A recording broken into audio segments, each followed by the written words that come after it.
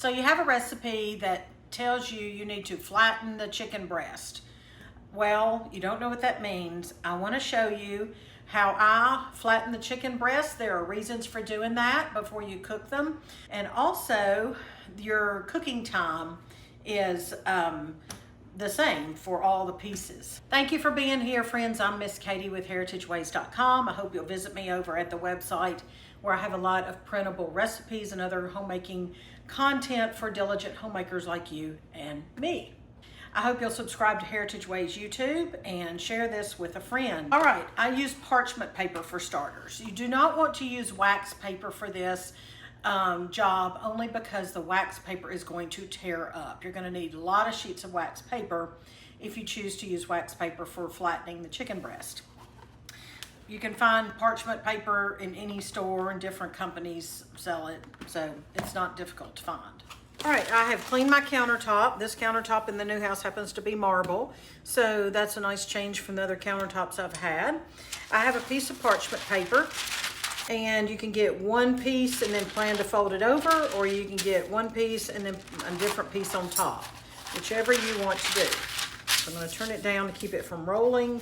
So I've kind of blotted the chicken a little bit, and what I'm going to do is actually I'm going to cut these. I want to have a little bit smaller pieces for my recipe, but you don't have to cut them if you don't want to. I'm going to cut them into halves, and I'm going to have my thicker breast in to be probably, it's not really in half, I'm cutting more a little bit, 2/3 and 1/3, like 2/3 and 1/3, like that, because once I flatten that, it's going to be just fine.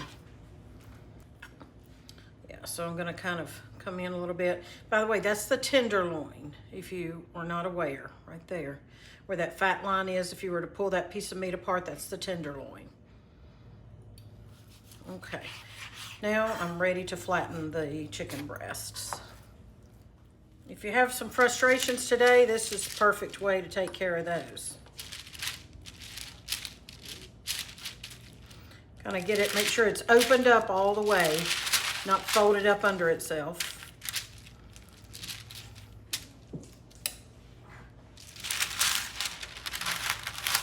Cover it with the parchment, and you're just going to beat it. There are some ways to do it the wrong way, so I'll show you that. I'm using this solid wooden rolling pin that belonged to my grandmother, my great-grandmother. I do have an actual meat mallet that belonged to actually my great-grandmother, but it is packed. I have not unpacked it yet. So here we go. We are just going to beat it. Now, here's the thing. You don't want to focus on beating it in one particular place over and over and over. You want to do it all around. Give it some energy there. Maybe turn it with the parchment. And it is possible to beat it or flatten it to where you have holes in it. So you need to pay attention to that. But you're just going to, this also tenderizes the meat. So that's another reason to do this.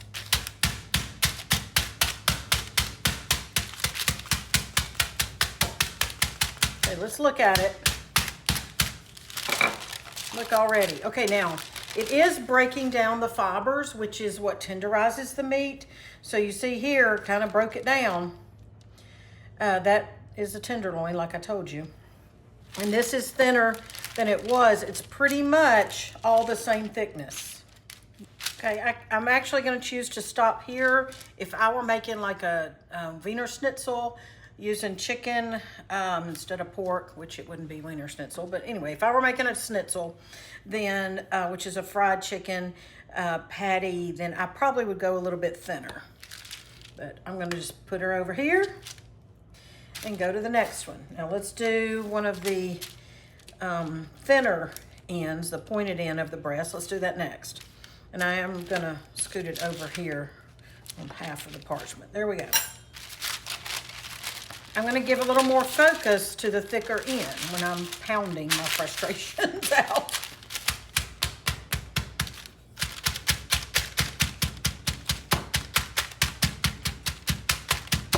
So it doesn't take long at all. Oh, look, So all the same thickness, all the way around, perfect. I just thought of another benefit. I don't know about you, but I like the crunchy part of fried chicken. And so if you do this, you're gonna end up with more crunchy surface. That's a benefit.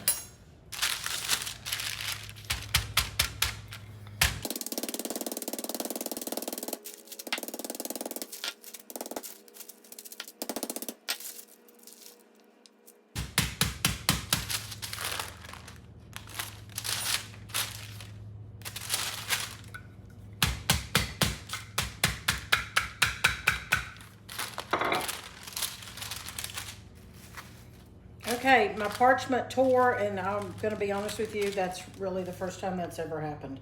And of course it's gonna happen on a video. So I'm gonna get another piece of parchment, but I will say, if you were using wax paper, it's gonna tear on every single piece. I can tell you why the parchment tore. I didn't have enough space, enough buffer space between the parchment and the chicken.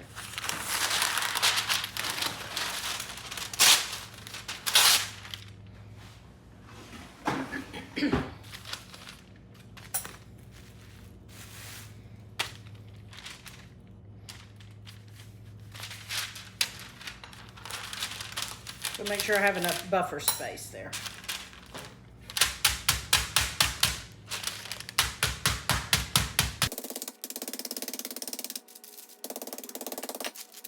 You also want to make sure you're not, you've got a surface over the whole piece of meat. You don't want like a pointed surface, because then you're going to break down the meat further than you want to and kind of tear it up. It could also tear your paper up too. So you want more of a flat surface. If you don't have a rolling pin, they sell meat mallets, or find something that is not going to break in your house, in your kitchen when you do this. I would not use a hammer.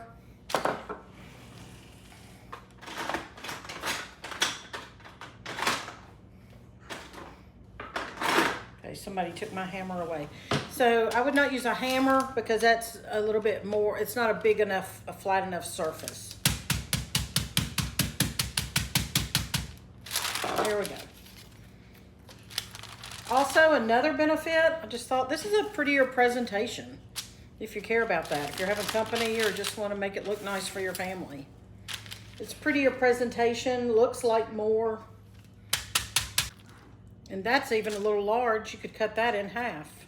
All right, friends, that is how you would flatten meat, to tenderize it, to make a nicer presentation, to make it cook more evenly, and even to have a more crispy coating a surface if you're like that. So I hope that helped you a little bit in your diligent homemaking. I'm Miss Katie with heritageways.com, and I'm glad you are here at Heritage Ways. Welcome home. I'll see you next time. Make sure you count your blessings.